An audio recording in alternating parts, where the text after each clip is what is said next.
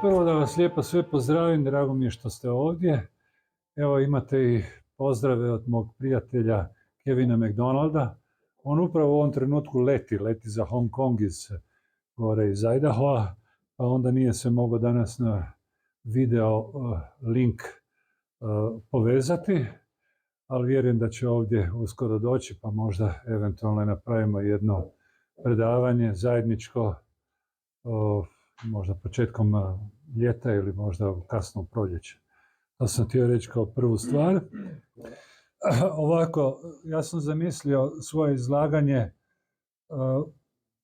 podijelit ću ga u dva dijela. U prvom dijelu, a to vam opet kažem kao ipak neki lingvista, kao neki filolog, u prvom dijelu bih htio razjasniti neke pojmove koje mi često koristimo i nažalost koje često i mediji i u Hrvatskoj i diljem svijeta koriste, a u drugom dijelu nastojat ću te pojmove malo aktualizirati sa događajima ne samo političkim, nego i geopolitičkim, sociološkim i rasnim događajima, etničkim, nazovimo i tako, promjena stanovništva, znači nastojat ću taj moj prvi dio staviti u našu aktualnost, s time da možemo logično malo i nešto kazati i o našoj političkoj klasi i o našoj političkoj sceni ovdje tu. Prvo moram naglasiti jednu stvar. Fašizam i nacizam pod navodnicima danas se koriste kao simbol, kao metafora ili još bolje kao metonimija. Znate što je metonimija? Kao simbol apsolutnog, zapamtite, apsolutnog zla, a ne relativnog zla. Znači u medijima u zadnjih 80 godina ili možda čak i prije, tamo možemo reći 41., 42., 43., u zapadni saveznici, njihovi istočni saveznici u komunističkoj Europi, pa do dana današnjeg, pa širom medija od New York Timesa do Süddeutsche Zeitunga, Le Monde, jutarnji, večernji list, bilo šta koristite riječ nacizam i fašizam kao simbol apsolutnog zla. Zašto to kažem? Na to ćemo doći pri kraju kad budemo imali diskusiju. Ili ja sebe nastojim sada staviti u svijest izraelske vojske, izraelske političke klase i njihovih prijatelja i njihovih kolega u Americi i u Europskoj uniji. Oni polaze, to je njihovo tumačenje mita, možemo reći, njihovo tumačenje njihove istine, da mi se borimo protiv nacizma u Palestini, kao što smo se borili protiv nacizma u Njemačkoj i u Francuskoj diljem Europa, jer to predstavlja apsolutno zlo. A to apsolutno zlo onda će ujedno i legitimizirati naše relativno zlo.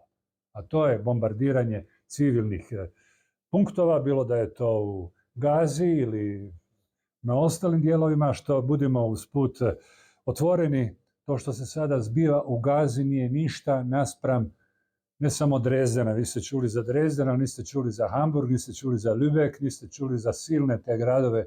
82 velegrada je potpuno spaljeno i porušeno u Njemačkoj od strane saveznika, pretežno zapadnih saveznika za vrijeme Drugog svjetskog rata. Pa su prvi počeli Churchill, odnosno Englezi 40. godine kad su bombardirali Lübeck još prije rata, odnosno još prije početka invazije, Njemaca od njemačke vojske Wehrmachta na Sovjetski savez. Od tu se neću puno upuštati. Gospodin je vrlo lijepo rekao krasan komentar koji se često zaboravlja i mene to pogađa čisto sa jedne akademske perspektive. Danas se koristi složenica nacizam.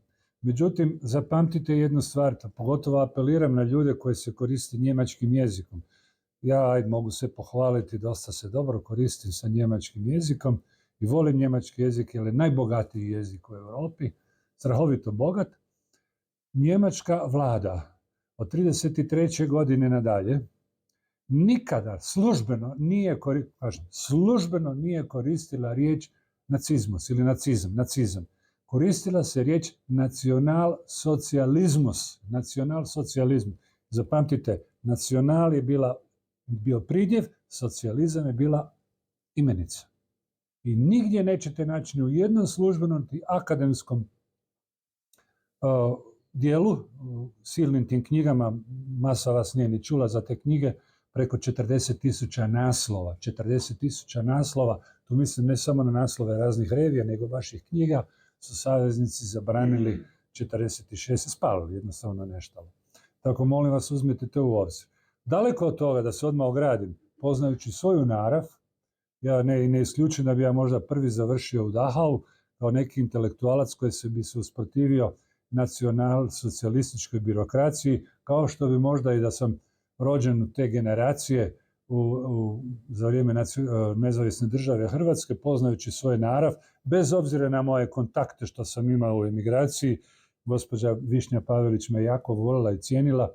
I uvijek smo govorili o Evoli i o Niči, nikad nismo govorili o ustašama. Znate Višnju Pavelić, kćerku od Pavelića, ali koliko sam ja po naravi, ja ne isključujem da bi me u Savskoj strpali i ustaše i nastaše, bolje rečeno, jer bi se vjerojatno usprotivio nekim njihovim zakonima i nekim njihovim stavovima glede Srba, ili bez obzira ne samo glede Srba, nego i glede ostalih nekih manjinaca, nazovimo ih. Ili takav jesam možda i po prirodi.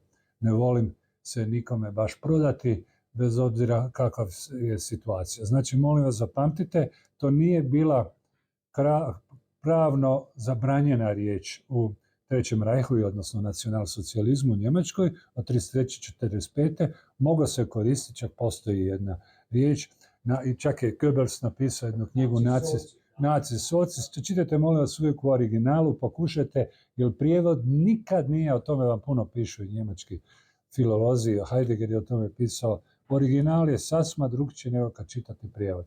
I onda mene to pogađa kad ljudi baš u službenim akademskim časopisima u Njemačkoj, u Francuskoj, pa koristi riječ nacizam ili nazizm, ili onda to ima jednu pejorativnu notu.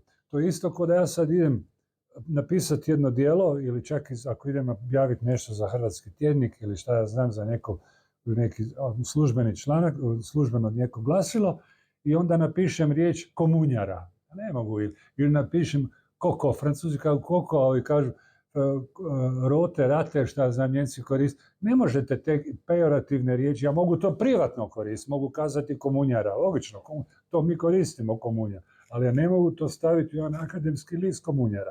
Međutim, vidite da ova riječ nacizam, koja je totalno neispravna i gramatički i etimološki, bilo kako uzmete, ona se danas koristi na svim valnim dužinama, ali ne kažem, čak ja znam ljude koji su napravili karijere, ogromne karijere, što su pisali negativno o nacizmu, o nacionalsocijalizmu i tako dalje. Tako da se druga strana vrlo, vrlo slabo čula. Evo, gospodin nam je malo prije dao svoju verziju, malo da se čuje i druga strana, što niposto ne znači da je to jedna apologija, da je to jedna hvaljenje nacionalsocijalizma. Ja sam rekao svoje mišljenje, puno toga ovisi. Ja bi sad mogao nabrajati Ernest Nikića, da ih sad ne nabrajam, ljudi koji su nekad bili skloni, Otto Strasser isto tako, nacionalsocijalizmu, ali oni su imali nacionalbolševizam. Onda imate ljude koji su bili konzervativno opredjeljeni, čak i tamo među nacionalsocijalistima, da sad s tim ne zamaram, jer to je jedna druga tema, nije to bio monolitni 100% pokret. Onda imate recimo ustaštvo, imate i ustaški socijalizam, izišla je knjiga, znate, Ustaški socijalizam, molim vas, pročitajte si to je dobra knjiga. Čuli ste za Magdića, on je pisao o ustaškom socijalizmu, ne znam, on isto nestao negdje, i da vas sad s tim ne zamaram, ali uvijek volim znati to, ponovno na vas apeliram, kada čitate nešto, kad slušate, bez obzira je to jutarnji list ili neki desničarski list, uvijek gledajte kako se koriste riječi i u kojem kontekstu. Zato ja volim koristiti, tu se slažem s gospodinom, riječ nacionalsocijalizam, a ne nacizam. Bez obzira što je sama riječ fašizam, Francuzi kažu fašo, to je ovako u slengu, fašo, Njemci kažu fašo isto tako, imate, Francuzi isto kažu faf, ovako pejorativno rečeno. I ja onda volim stvari staviti u kontekst i gledati kakav je bio duh vremena kad se to rodilo. Evo, to sam samo htio prvo reći i sad dolazim opet na jednu drugu jezičnu problematiku, a to je ta riječ antisemitizam. Gledajte, opet ću to staviti, malo ću to ilustrirati sa događajima sad i u Njemačkoj i ostalo. Ta riječ antisemitizam je relativno nova Ona je nastala točno, da budem nju lansirao Njemac Wilhelm Marr. Wilhelm Marr, to je bio ljevičar, to se zapamtite, ljevičari, to nisu bili nikakvi desničari i konzervativci. On je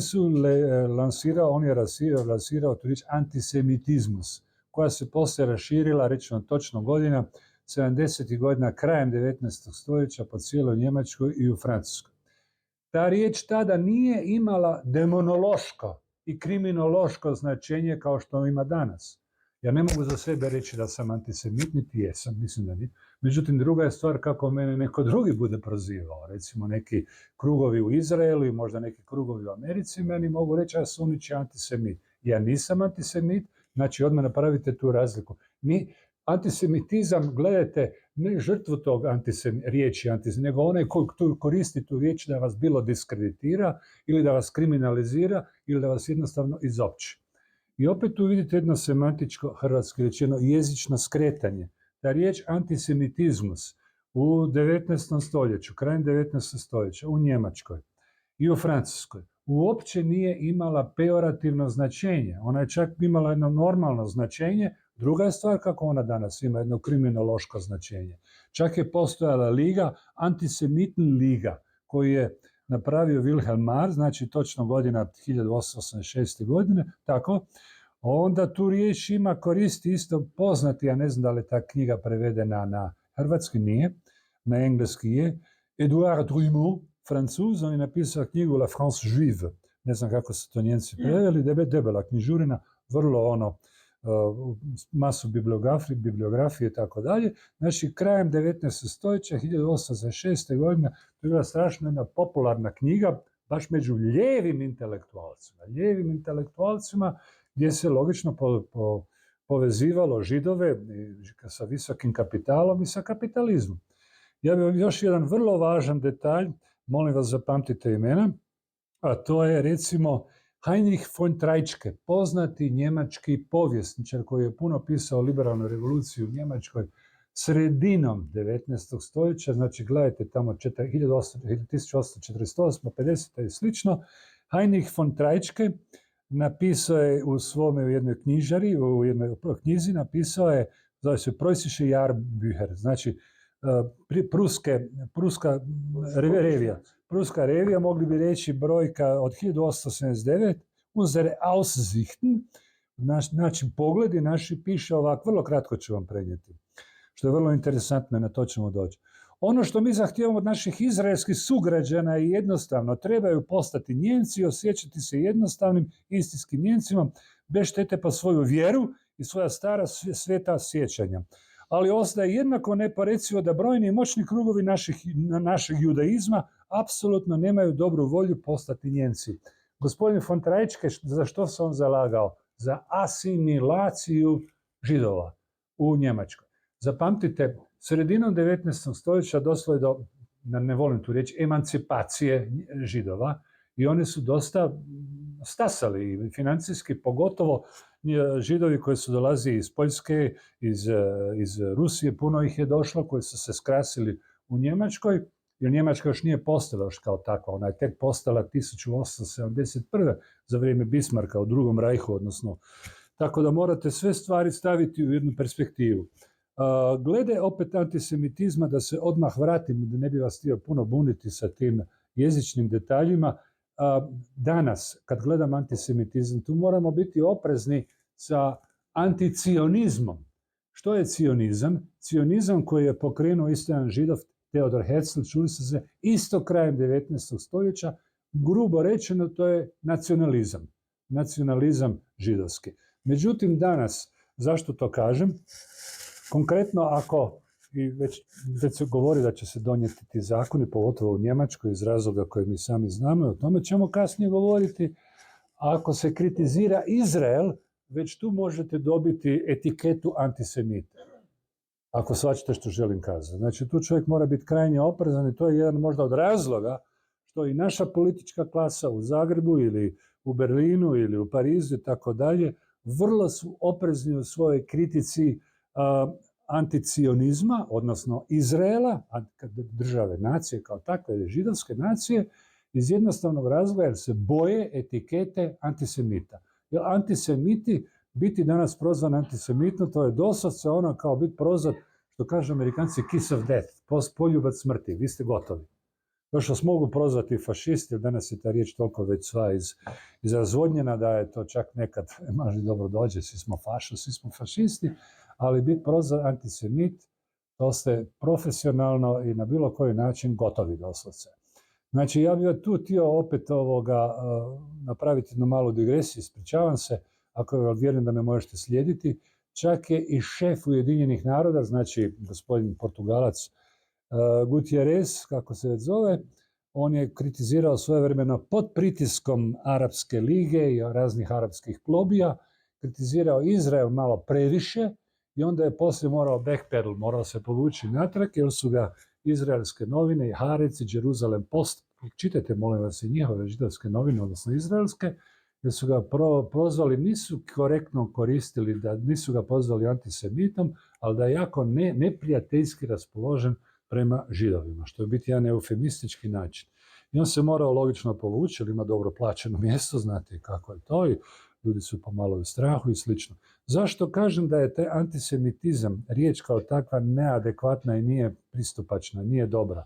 Bez obzira što je Wilhelm Mari, Trajčke i gospodin Drummond šta su mislili, jer gledajte, ako idemo gledati po jezičnoj osnovi, i arapski jezik je isto semitski jezik, je li tako?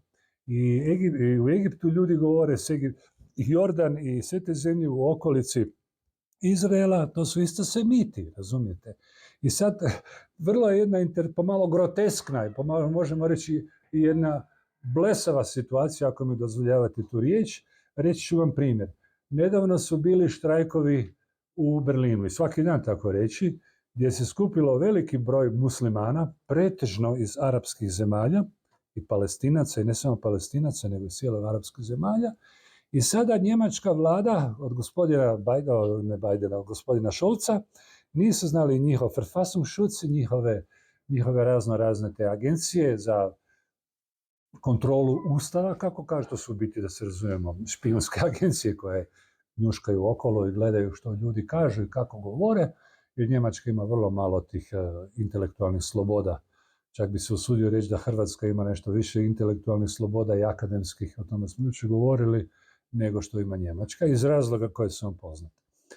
I što je bilo? Kako sada prozvati te Palestince i te grupacije, pretežno ljevičare, zamislite, koji su svi stali uz Palestince i uz Gazu, masa njih možda ni ne znaju gdje se nalazi Gaza na zemljopisnoj karti, ali to je sad ono cool, to je sad jako fashionable, jako popularno biti na ljevici, počeo od ove male koja ima Down sindrom, kako se zove, Greta Thunberg, da budu sad svi na strani Palestinaca, jer to je cool, to je danas biti štostan. Što je paradoks jedan u povijesti novijoj. Ako gledate, to je logično, se antisemitizam uvijek povlačio uz desnicu, uz reakciju, što vidite i sami da se to doslovce u tjedan dana može izmijeniti. Doslovce, ja ću se usuditi reći da ovo što mi danas svjedočimo i posljednjih par tjedana, da su, ne volim sad neke teške riječi teatralne koristiti, da je možda jedna prekretnica u našoj novijoj povijesti, a pogotovo prekretnica u načinu našeg izražavanja i u načinu analizirane neke problematike koje smo mi isto tako žrtve. Jer su nas isto vječito prozivali ustaše i ustaše, šta ja znam, tako da ta riječ je potpuno izgubila na svom značaju. I kako znači vladi u Njemačkoj prozvati te Arape, odnosno to mlade, Njemačka ima oko 20 do 30 milijuna nenjemačkog stanovništva, od toga oko 15 milijuna, znači više od 15%, 85 milijuna, više od 10 milijuna su neeuropskog podrijetla. Francuska ima čak i više neeuropskog podrijetla. Sve skupa ima oko 40 milijuna muslimana. Molim vas, nemojte miješati muslimane sa etničkom niti sa rasnom skupinom. Mi imamo muslimane isto koji nemaju veze sa muslimanima iz Bangladeša ili muslimanima iz Kabilije ili tamo iz Magreba ili iz Sjeverne Afrike. Tu morate biti krajnje oprezni. I što sam htio reći? I sad optuživati te mlade ljevičare koji su podrijetlom iz arapskih zemalja radi antisemitizma je jedna jezična i pravna glupost, da tako kažem, jer oni su isto semiti kao što su semiti i židovi. Vidite kako je tu jedna vrlo, vrlo osjetljiva situacija, s obzirom kakva je situacija u Njemačkoj. O tome sam puno isto i pisao, o tome ću par riječi poslije kazati kad budem nešto u svojim knjigama rekao.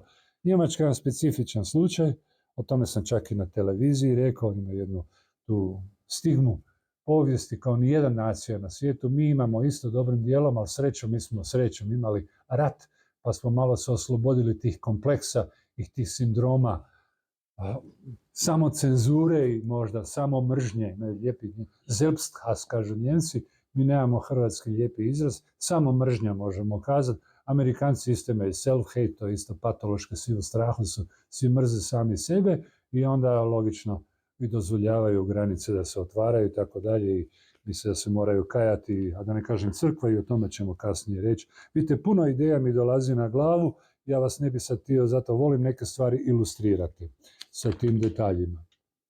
Gledajte, antisemitizam je vrlo jedna ozbiljna situacija, ali konačno ako idemo gledati, možda je ljepša riječ, protužidovski ili biti kritičan prema Judenkritisch ili kritičan prema Židova je bila jedna bolja riječ, jer konačno što se tiče same kritike židovstva i kao vjere, a konačno i kao etničke skupine, a i kao rase, toga je bilo kroz povijest ne jučer ni prekjučer, nego praktički od Tacita, evo pročitat ću vam od stare Grčke, pa do Šekspira, pa do Charlesa Dickensa, da ne spominjem Voltera, da ne spominjem moderne antisemite, ljude koji su kritički pisali protiv Židova. I evo, kad već govorimo o ljevičarima, tu se i ljevičari nekada i marksisti ne mogu baš složiti, obično vole citirati Marksa, neko vrijeme to je isto bila popularna religija, ne samo u Zagrebu, nego na univerzitetima, znam iz prve ruke, i na zapadu i u Americi, pogotovo svi su nešto fantazirali o Marksu, o toj sretnoj budućnosti. Međutim, nemojte zaboraviti da je Marks isto dosta kritički pisao protiv Židova kao takvih, da vam ne idem sad citat na njemačkom čitat kojeg sam preveo, što je svjetovna osnova judaizma, Judentum, praktična potreba, osobni interes, koja je svjetovna religija Židova, pita se Marks, prevarantstvo. Heuchlertum, znači prevarantstvo, Heuchlertum znači hipokrizije, tako da. Znači on kao Židov, jer tata mu je bio Židov, koji se poslije na protestantizam prebacio i kao čovjek koji, ako kažemo, njegovi vazali su nam napravili ogromnog zla sa komunizmom širom Europe, ali on je bio dosta antižidovski u tom dijelu orijentiran. I ja bih vas molio da pročitate tu njegovu knjigu, zove se Zur Judenfrage Bruno, ali čini mi se i kod nas prevedeno, oko židovskog ili glede židovskog pitanja, Zur Judenfrage Bruno Bauer, Die Judenfrage Braunschweig 1843. Znači je bio balavac još mlad, šta ima on, možda 30 godina, niti toliko, i on je napisao tu knjigu, ima 40 stranica, imate i čini mi se na hrvatskom, imate svako, ako ne na srpskome, ali imate i na engleskom isto tako, i tu on vrlo kritički, onda danas da to ide govoriti, imao bi mu ziher velike neugodnosti. I sad dolazimo još tu do jedne nezgodne situacije. Kako ocijeniti židovstvo, ko su to židovi, da li je to rasa, da li je to etnička skupina. Ima jedna krasna knjiga od jedne židovke, Salzman se zove, gospođo, sad mi je palo. Salzia Landman, knjiga se zove Juden als Rasse, židovi kao rasa. I ona baš govore kao židovima kao rasa. Evo jedan mali detalj, mislim. Rasa se danas izbacila isto iz našeg rječnika.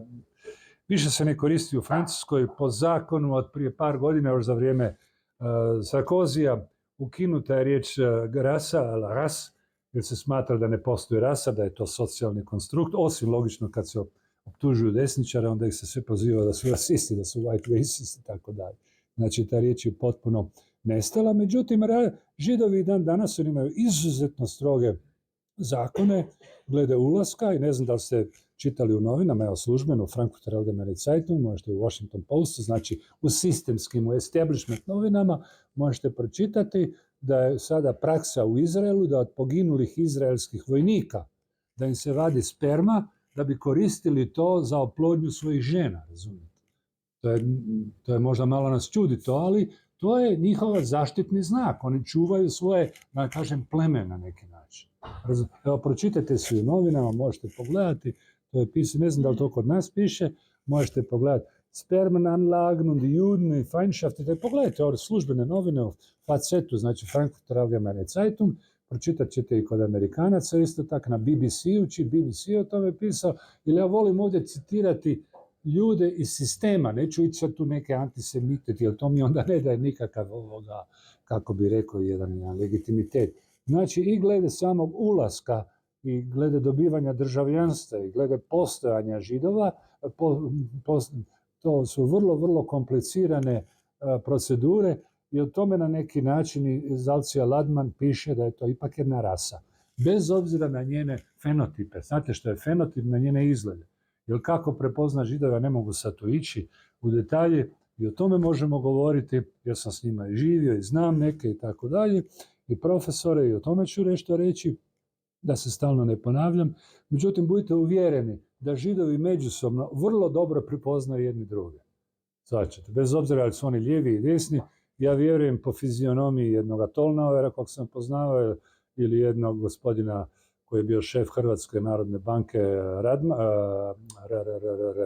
Rohatinski, ili recimo jednoga Fuksa koji je sad šef naših pučkih škola, odnosno oni imaju jednu, ne svi, to su pretežno Židovi koji dolaze Aškenazi iz istočne Europe, i budite uvjereni da oni sebe mogu na neki način detektirati, ako ne već po fizionomiji, odnosno po fenotipu, znači po svojim facijalnim izrazima, da se stručno izrazim, da će se možda po govoru, po glasu prepoznati i tako dalje. Postoji doslovce brdo knjiga o tome, ali tu budite krajnje oprezni kako te knjige koristite i kako citirate, pogotovo u Njemačkoj za vrijeme nacionalsocijalističke Njemačke i u Francuskoj nešto, u Francuskoj, da.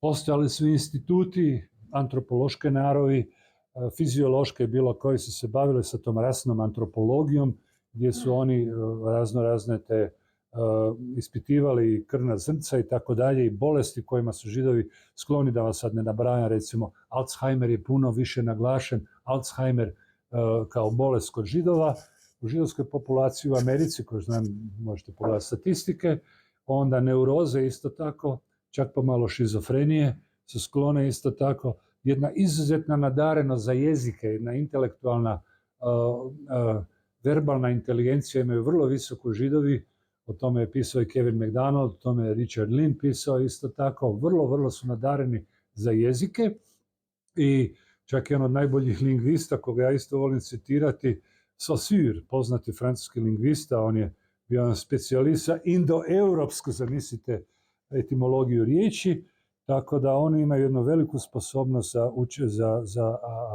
učenje stranih jezika, i onda logično ima tu još drugih bolesti i tako dalje, ja bi tu mogao navesti masu knjiga. Što sam još htio reći? Već što se tiče, ponavljam još, tu moram citirati nešto i od naših Stjepana Radića. Kažem, ne znam da li se ponavljam, molim vas ispričajte me, ali nekad je potrebno da se ponavljam. Antisemitizam kao takav, odnosno kritika prema Židovima, još do nedavno, pa mogu reći čak i nakon Drugog svjetskog rata, moglo se normalno nekada kazati kritički, ne samo protiv Izraela kao tako, koji je nastao kao država 1947. godine, a nastao je prvenstveno radi razloga da oni imaju jedno zaštitno područje, su bili izgonjeni pogromima i progonima tisućama godina, i u tome doćemo doći. I onda se čovjek pita zašto se ta riječ toliko često ponavlja gotovo u svim krajevima svijeta i gotovo već tisućama godina. Znači možemo zaključiti laički, ne po mome akademski, nego laički. Ili stvarno smo mi svi ljudi, ne Židovi, Gojimi ili kako god hoćete, ili Amaleki, kako nazovu, da li smo mi stvarno svi ludi skrenuli, bez obzira živimo u Latinskoj Americi, ili smo u Kini, ili u Francuskoj, ili u Hrvatskoj, ili među njima nešto postoji što stvara kod ljudi tu jedan odbojnost, jednu mržnju i konačno koja završava u katastrofama, bilo da je to u pogromima ili što ja znam. Znači tu se moramo pitati, jel? I mene čisto statistički muči me jedna činjenica, dobro, ajde pod pretpostavkom da Židovi stvarno su patili, tu se ne može ništa, ja ne želim sad ići u viktimologiju, niti želim ići o Auschwitzu govoriti, znate sami zašto. Međutim, činjenica da Jesu, patili su puno, ali interesantno je da to nije to samo u Njemačkoj, bilo 33. 45. godine, gdje se to na jednom službenom nivou cijela jedna ekipa ljudi se bavila, ogroman broj ljudi se bavili sa židovskim pitanjem, sa pravnog, sa sociološkog, filozofskog, kako god hoćete perspektive, nego ako gledate u svakom dijelu svijeta kroz 3000 godina, svugdje, bilo da je to u Babilonu, bilo da je to u Kini, bilo da je to u Asiriji, Siriji, bilo da je to u Perziji, uvijek je bilo problem, uvijek je pučanstvo, uvijek su bili proganjani, uvijek se izganjalo. I onda se čovjek pita zašto je to. A meni je teško prihvatiti činjenice, bez obzira sad na Njemci, nacionalsocijalizam, da su svi ljudi skrenuli, da su svi ludi, a da su sad Židovi jedan izabrani narod. I na to ćemo doći. Zašto kažem autore, da ih ne sad spominjem, spomenuo sam Olivera od Charles Dickensa, Voltaire, on je imao isto komentare, sad su izbrisali iz nove edicije, iz Le Dictionnaire philosophique, znači filozofski rječnik. Voltaire vrlo kritični piše protiv Židova, usput, nije to njemu glavna teza. Onda imate Charles Dickensa, čitali smo Olivera Twista, koja je glavna figura, znate i sami, Oliver Twist, a ko mu je šef, mu je Fagin. Fagin mu je taj, a Fagin ima onaj nos kao šesticu, ona je tipična židovska jedna figura. Tako praktički cijela europska književnost, ja ne znam da li to Marulić ili Hektorović njima pišu, ali svako i da tamo možda ima, neću reći fokus da im je to glavni antižidovstvo, ali općenito ta jedna nelagodnost i ta jedna, pa čak i mržnja, osjećala se tradicionalno u svim narodima, konačno među Hrvatima, u zadnjih 3000 godina, u zadnjih konačno 80 i 50 godina. Tu ćemo doći odmah na temu Židova koji sami sebe mrze. Ja sam imao tih par ljudi koji su mi čak bili moji mentori, ali prije toga isto, ako stavimo stvari u perspektivu, što se nadovezuje ono što sam malo prije rekao kolege, da se još tamo 20. i 30. godina i naši ljudi iz Hrvatske seljačke stranke ili, da ne kažem pravaši, a osnivač pravaša je bio bivši Židov koji se prebacio na Josip Frank, na kršćanstvo. To su krajnje teške i veoma mučne situacije. Evo što je rekao Stjepan Radić, da vam pročitam, to je pisao 1906. godine, poslije se malo povukao kad je dobio poziciju u Beogradu, Hrvatsko kolo, židovstvo kao negativni element kulture. To je pisao još u staroj Austro-Ugarskoj monarhiji i to se puno čitalo još tamo 20. 60. godina, čak i u Karađorđevoj Jugoslaviji. Onda on ovako kaže: u kršćaninu bori se ponos i poniznost, citat, a u Židu nadutost i podlost, u savezu s time što u Židova nema ni traga poniznosti, jest i njegova nerazumijevanje pojma milosti. To je Radić, Stjepan Radić, imamo tu spomenik njegov tamo u Jurišićevoj ulici, pa vidite kako se nekad moglo o tome dosta otvorenije i puno više govoriti. Ima Slavko Goldštajn, kako sam ja poznao par puta, bez obzira što o njemu mislim, o njegovim drobilicama, znate njegove drobilice, pa o tome bi mogli o drobilicama, to su nadrealizam, jedna posebna mitološka, alegorijska svijest koju ćete naći, a na to ću sada doći u Starom Zavjetu, da bi se shvatila cijela ta problematika koja je u biti jedna, ne samo mučna, nego jedna sudbonosna problematika. Pazite, to nisu male stvari, sutra može doći do velikog rata. Ja se nadam da neće, ali pazite, ozbiljne su stvari, pogotovo danas. Zato smo mi ovdje svi, zato sam i došao.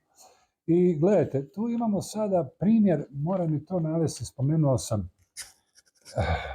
antisemitizam, anticionizam, antihebraizam, antiizraelizam. Koju riječ tam mi koristimo? Jer pazite, danas Židova puno više živi u diljem svijeta nego u samom Izraelu. U Americi ih ima oko 7 milijuna, tu je teško točno njihov broj ustanoviti, vrlo, vrlo teško.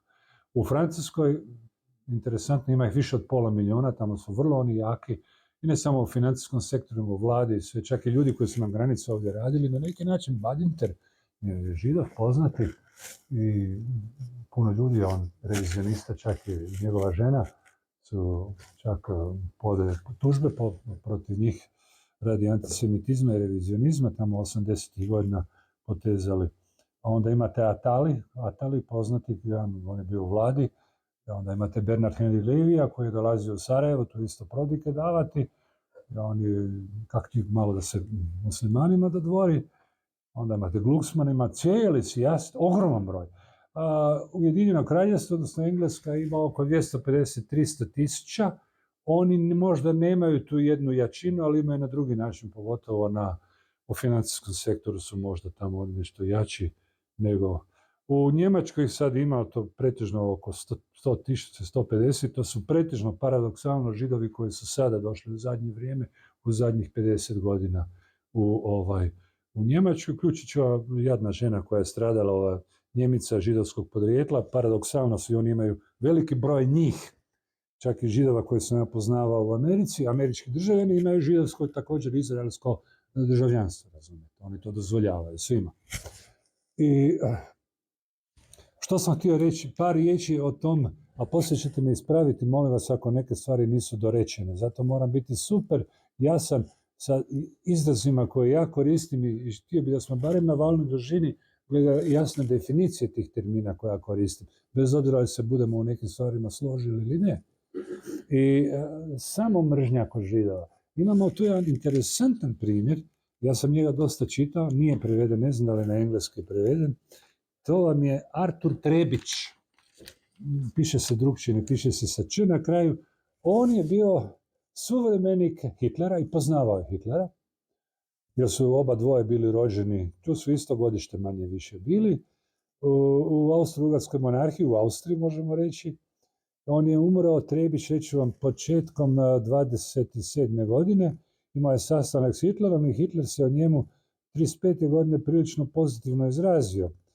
Zašto? I kaže ovako, rekao je Hitler na njemačkom, čitajte svaku rečenicu od Trebića, jer koji je on napisao. On je ljude entlarvt, znači on je njih Židove razotkrio kao niko prije. Zašto? Artur Trebić je bio Židov. Molim vas, pročitajte si barem ako niš drugo na ovome famoznom u Wikipediji. Ali imao je valjda svojih motiva, ali sjetimo se Josipa Franka, ne znam koji su motivi bili njegovi, da se prekrsti konačno mogu i svog bivšeg kolegu, dobar kolega bio, i Mladena Švarca, pošten čovjek, vrlo možda najinteligentniji ovdje Hrvat koga sam ja sretao, ali uvijek se čovjek pita koji su bili njegovi motivi da prihvati kršćanstvo, odnosno da se dežidovizira, ako mi dozvolite ta jedna gruba riječ. Tako da moramo tu biti krajnje oprezni, jer Trebić je bio Židov, semit, ali bio je veliki protivnik svog naroda, svoje rase, svoje krvi, kako god želite, i molim vas, on je bio čovjek širokog znanja, nije on samo pisao o Židovima, nego je pisao i svoje kazališne komade, pa evo, tu vas molim, još jedan put Artur Trebić, pogledajte si malo, možemo od njega jednog dana pročitati neke stvari.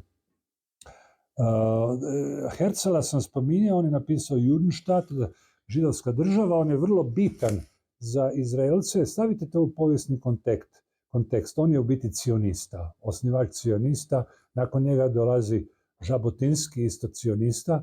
Da sad ne idem u cijelu povijest, o tome se kod nas jako malo govori. Za vrijeme Trećeg rajha postojala velika suradnja između raznih cionističkih krugova koji su se vrlo povoljno u ranih 30. godina izražavali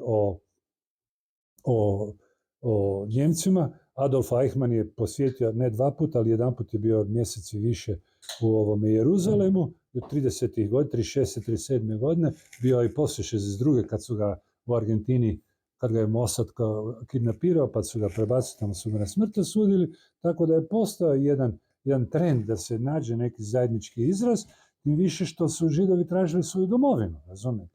Međutim, ta domovina, opet već je neko drugi tamo živio.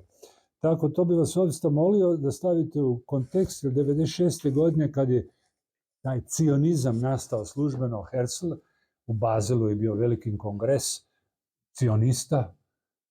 Gledajte, činjenica u Rusija je tada bila vrlo ružna, car Aleksandar III, a poslije Nikola II, neću reći pogromi, bila jedna među seljacima, znate, u Ukrajini, među ljudima u Rusiji, znate, Židovi, bilo je svašta, bilo je gadnih stvari. Sad u kojoj mjeri su to pogromi bili masovni ili nisu, činjenica da nisu bili dobro prihvaćeni, prvenstveno kod seljaštva u Rusiji, Ukrajini, Židovi, i onda moramo to staviti u kontekst zašto je Njemac, odnosno Njemac Židov Theodor Herzl pokrenuo taj svoj cionizam, odnosno u smislu uspostavljanja države gdje bi se Židovima koliko toliko mogla omogućiti jedno bivstvovanje da su na sigurnom terenu. I onda imamo logično, vrlo brzo, znate, sami 40, najprije imamo Balfourovu deklaraciju, kako je do nje došlo, ima tu dosta špekulacija, ne bi u to ulazio, činjenica da je to bio jedan odluka, da eventualno ti krugovi, dosta utjecajni, financijski krugovi na Wall Streetu u Engleskoj, u Americi i u Engleskoj, Balfour, ministar engleski, da pokrenu barem retorički mogućnost stvaranja izraelske države, i to nakon toga, i to su i Njemci pokušavali, ne samo na Madagaskaru, ne samo, to je i Stalin pokušavao u Birobidžanu i na Sibiriji i tako dalje. Međutim, iz više razloga to jednostavno nije uspjelo. Uspjelo mi je 1947. godine, ne mogu, možda sam ja neke detalje pozaboravio, jer konačno to nije ni poanta toliko moga predavanja ovdje, ti tehnički povijesni detalji, da bi više htio neke stvari sa sociološke perspektive i jezične s vama malo tu pokriti. Uglavnom, što želim kazati je da je 1947. godine je Izrael nastao, tada je otprilike bilo, već tamo je tada bilo je nešto Arapa, Palestinaca, i tu moramo biti krajnje oprezni, jer pazite, morate jednu i drugu stranu dobro čuti. Kakva je etnogeneza Palestinaca? Ta isto riječ je relativno nova, jer Palestina, to se vuče ta riječ, ako gledate etimologiju te riječi, u Palestina kao riječ, Palestina se već u Starom Zavjetu se ponavlja, razumete? A ljudi koji žive u Palestinci su isto Arapi. Tako morate shvatiti cionistički stav, ne da ih tu branim. Kad kažu, a šta se vi bunite, pa ima 3 miliona Palestinaca živi u Jordanu. Je, što je činjenica. Jordan ima 10-11 milijuna stanovnika, ali 3 miliona Palestinaca tamo živi i mogu vam reći, niti oni tamo najbolje prihvaćeni. 71. 72. ovaj kraj, hašemitski kralj, kako se zaboravio samo ime, je napravio dosta ružnih stvari prema Palestincima. Tako da tu moramo biti krajnje oprezni o etnogenezi samih Palestinaca, da li su to prvo Arapi, a onda Palestinci, teško mi je tu reći. Ili to samo jedna kefija i sada se maše sa njihovom maramom i da se malo pravimo važni i tako dalje. I to je danas tipično jedno u folkloru, pogotovo ljevičara, danas time mažu po stvari, a znam i moji kolege u Americi nisu znali prepoznat Zagreb na karti, jer njima je Slavonija, Slovenija, Slovakija bilo jedno te isto, a isto kad im nešto kažete o Palestini, da pitate puno mojih kolega, studenata u Americi, čak i akademika, ne bi znali na mape naći gdje je Tel Aviv, gdje je Gaza i tako budite krajnje skeptični. Ajde, molim vas, budite skeptični prema meni. Ovdje bih htio još par riječi kazati, znači poslije pomalo i pri kraju doći, tako da me vi pitate neke stvari. Samo mrzeći Židovi, self-hate, se često koristi riječ među kolegama mojima, i selbsthassende Juden, Francuzi kažu, čekajte, reći, sjetit ću se,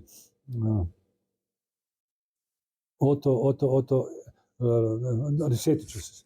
I uglavnom, tu je vrlo jedna interesantna stvar. Spomenuo sam Trebića, Židov, čisto krvni Židov. Spomenuo sam Josipa Franka, budimo oprezni. Ja ne mogu sad ići u statistike, niti želim u to ulaziti. Da li je gospođa, nisam ni upoznao, ali poznao sam kćerku. Velimir je isto, nisam ga, on je umro, Velimir, sin, ali on neke stvari prevodio, literarne, književne stvari, za Hrvatsku reviju, još dok sam ja bio u emigraciji u Americi, literarne stvari, nevezano za židovsko pitanje, ali ova me je dosta simpatizirala njegova kćerka Višnja, ali nismo nikad razgovarali konkretno o toj židovskom podrijetlu njene mame, koja inače iz Gospića, ako se ne varam, iz Brinja, odnosno dole iz Senja, iz tih krajeva.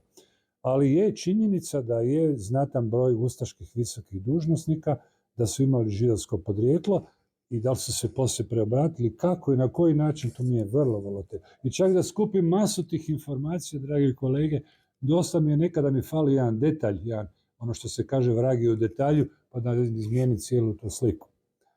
Kažem to iz razloga jer je moj jedan od mentora, koga ja jako cijenim, ne mogu reći, bio Paul Gottfried, koga se njegove vlastite kolege židovi proglasili self-hating Jew.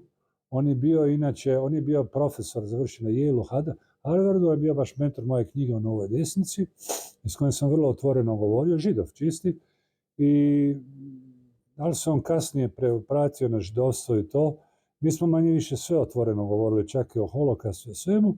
On je bio prijatelj i suradnik od Pat Buchanana i čak je bilo predviđeno da on bude radio u National Endowments for Humanities. To je jedna ogromna institucija, praktički na nivou ministarstva koji imaju, to su milijarde dolara, ali onda su se pobunili američki neokonzervativci, da vas tu ne bunim, i moram mi to objasniti. Jer često, gospodin je malo prije govorio o konzervativnoj revoluciji, nemojte padati u zamku neokonzervatizma. Neokonzervatizam nema nikakve veze sa novom desnicom, to su ono što se kaže krvni neprijatelji su. Nemojte to pomiješati, neokonzervativce u Americi sa vajmarskim neokonzervativcima kao Karl Schmitt i Spengler, gospodin ih je nabrojao par njih i šta ja znam. To su dva različita svijeta. Neokonzervativci su pretežno židovskog podrijetla, možda se čuli za neka imena, poznato, oni su izuzetno utjecajni bili, a danas pogotovo u vladi gospodina Bidena, tu ću navesti neka imena, jako su, nikad toliko u povijesti od Jeffersona, znači u zadnjih 250 godina, oni nisu imali taj utjecaj i u financijskim sferama, i gospođa Jelen, tak se zove Jelen sa Y, nju je Biden stavio, ona je židovskog podrijetla, ona je šefica praktički financija, američkih financija na neki način, ona je šefica, kako se zove taj, ministarstvo financija, Ministry of, da. Onda imate šef njihove vanjske politike, Blinken, čiji tata je isto iz Rusije, tata je u holokaustu stradao, barem on tako kaže, neću ulaziti u detalj, a djeda mu dolazi iz kraja gdje se upravo sad zbijaju ove vojni sukobi između Rusa i Ukrajinaca.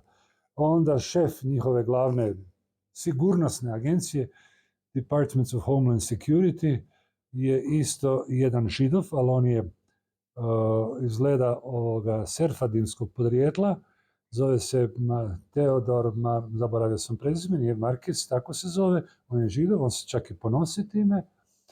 Onda ambasador američki Löw, čini mi se zove, u Tel Avivu, koga je čini mi se prije još postavio gospodin Trump. Znači veliki broj u administraciji današnjoj Americi, Nuland, koji je jedna od arhitekta rata, jedna od arhitekta naoružavanja Ukrajinaca u Rusiji, koja je vrlo kritično govorila o Europskoj uniji, Nuland, je Undersecretary of State, znači ona je odmah ispod Blinkena, ona je isto židovskog podrijetla, onda imate još par njih, i da sad tu ne nabrajam imena i to, ali ima brojni niži činovnici, pogotovo u State Department, pogotovo u toj ministarstvu vanjskih poslova, su židovskog podrijetla, premda je tamo se situacija sad dramatično izmijenila, sa demografskom slikom, jer danas imamo jedan taj paradoks koji sam ja i prije naveo. Danas najveći protivnici židova, i da tako kažem, najveći antisemiti pod navodnicima, su ljevičari. Jer oni na neki način imaju tu jednu slobodu kretanja, slobodu govora, što se desničari jedan ne može priuštiti u Francuskoj ili Njemačkoj, jer će završiti u zatvoru. Evo, jučer, prekjučer, opet ako čitate novine, opet je njemački Verfassungsschutz, to nije BND, Verfassungsschutz, ima i 16 komada, opet su par desničara uhvatili, nabili su im neke kazne i šta ja znam, rekao je kolega, to su tisuće i tisuće ljudi koji su kažnjeni, bilo radi govora mržnje, bilo radi možda nekih izjava i bilo radi nekog vica, i molim vas, nemojte se praviti iluzije o nekim intelektualnim slobodama o kojima sam ja jučer kritički govorio na jedan diplomatski način. Nekih diplomatskih sloboda i intelektualna akademska sloboda, vi praktički toga nemate ni u Njemačkoj, u Francuskoj možda nešto više, u ovoj Engleskoj isto tako, da bi mogu nabrojati ljude koji su završili u zatvoru, koji su poznanik moj, gospodine, bivši ljevičar, ekstremni ljevičar, čuli ste za njega, sjetit ću se, ja ne mogu se sjetiti imena. O, gospođu sam poznavao, fina gospođa, mislim za svoju, sad ću se sjetiti imena, 93 godine je nedavno dovršila, bio sam njen gost. No, gospođa, fina dama. Molim? Haferbeck. Prije 20 godina sam bio kod nje u doma, gore na sjeveru Njemačke, u Floto College. I gospođa je, ništa nije, samo jedan video napravila i osuđena je bila par puta na godinu dana zatvora. Dobro, nisu je tamo maltretirali, slično, ali znate kako je.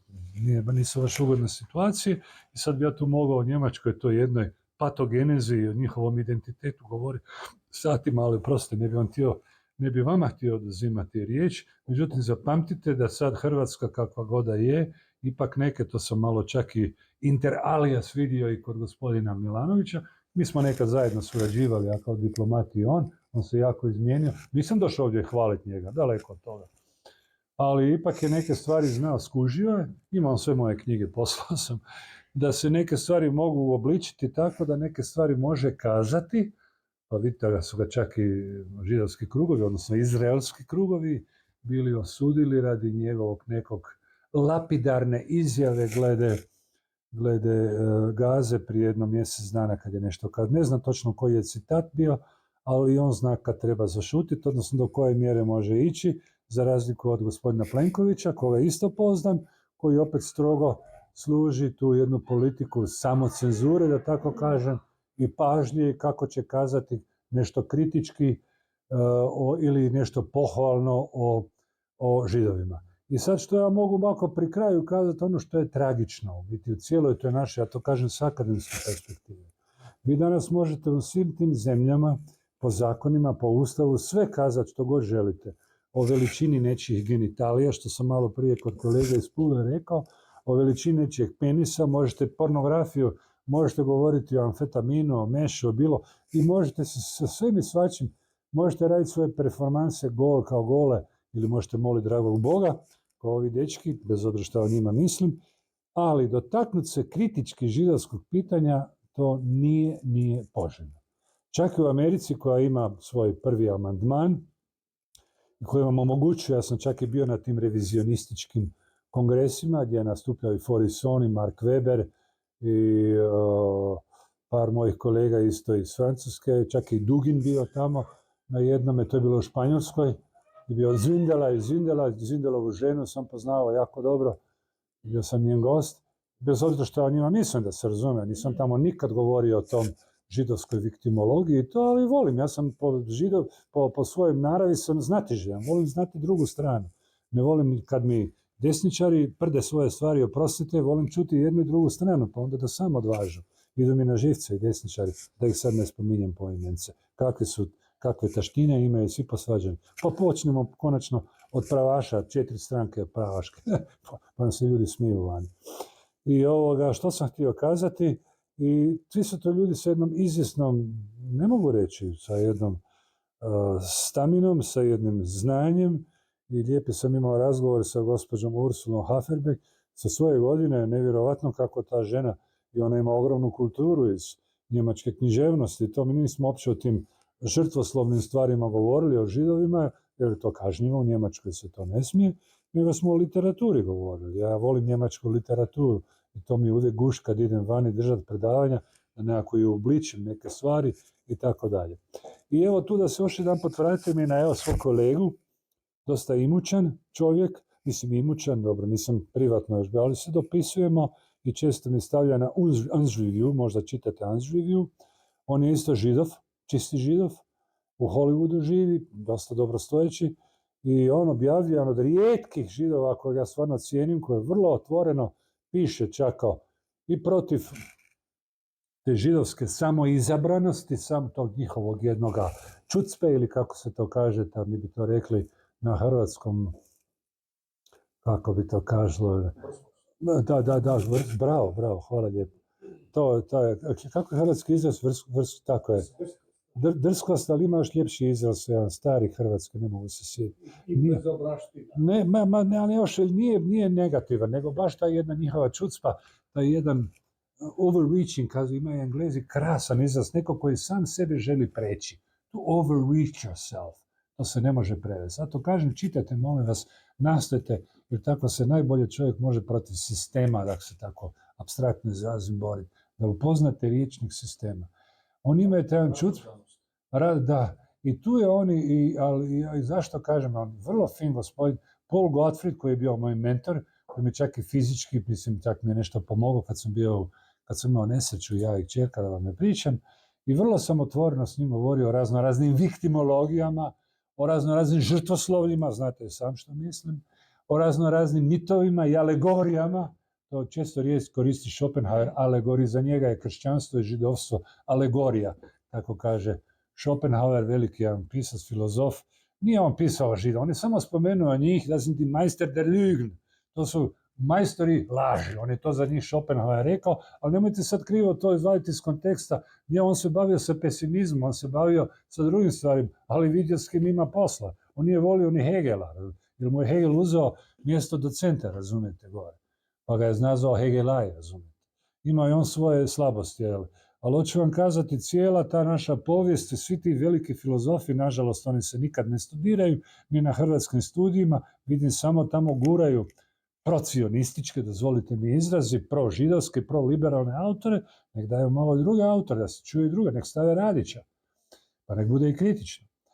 I evo, on me je lijepo, stvarno u lijepom sjećanju, onda upoznao sam osobno, bez obzira on je dao mi je svoju knjigu, ja sam njemu dao knjigu, sjetit ću se, Gilad Atzmon, on je inače saksofon, upoznao sam ga osobno u Londonu, još kad sam bio diplomat.